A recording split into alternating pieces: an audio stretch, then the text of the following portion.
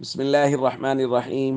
عن أبي هريرة رضي الله تعالى عنه قال: ما شبع آل محمد صلى الله عليه وسلم من طعام 3 أيام حتى قبض. رواہ البخاری۔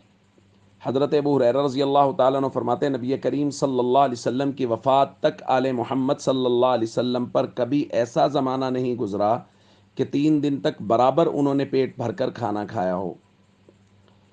دوستو، یہ زندگی ہے کائنات کے سردار جناب محمد کریم صلی اللہ تعالیٰ علیہ وسلم کی، کہ فاقے پہ فاقے ہیں، کئی دن تک کھانے کے لیے کچھ نہیں ہے۔ بارہا ایسا ہوا کہ حضور علیہ الصلوۃ والسلام اشراق پڑھ کے گھر تشریف لائے اور پوچھا کہ گھر میں کچھ کھانے کو ہے، تو بتایا گیا کچھ نہیں ہے، تو فرمایا ٹھیک ہے پھر میرا روزہ ہے۔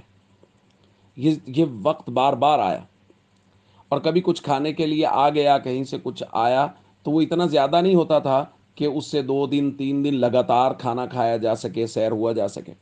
اور بسا اوقات ایسا بھی ہوا کہ بہت زیادہ مال و دولت آیا، بہت زیادہ چیزیں آئیں، نبی کریم صلی اللہ علیہ وسلم نے اپنے اہل بیت میں، اپنے آل میں ان کو تقسیم کیا، اور نبی کریم صلی اللہ علیہ وسلم اور آپ کے اہل بیت وہ ایسے سخی تھے کہ انہوں نے دیگر یتامہ، فقراء، مساکین کو اپنے اوپر ترجیح دی، اور ایک دن کے اندر اندر وہ جتنا مال آیا تھا سارے کا سارا تقسیم کر دی۔ پھر 2 دن لگاتار کھانے کے لیے گھر میں کچھ نہیں۔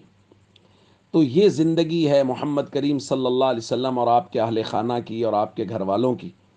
اور ایک اور بات کی طرف علماء نے اشارہ کیا ہے کہ نبی کریم صلی اللہ علیہ وسلم کی مبارک زندگی پہ اگر غور کیا جائے تو ہمیں یہ بات معلوم ہوتی ہے کہ غریب سے غریب، نادار سے نادار امتی بھی حضور علیہ الصلوۃ والسلام کی سنتوں پر آسانی سے عمل کر سکتا ہے۔ ظاہر ہے جس کے گھر میں مسلسل فاقے ہیں وہ بھی حضور علیہ الصلوۃ والسلام کی زندگی پر عمل کر رہا ہے، کہ حضور علیہ الصلوۃ والسلام کے ہاں بھی فاقے ہوا کرتے تھے۔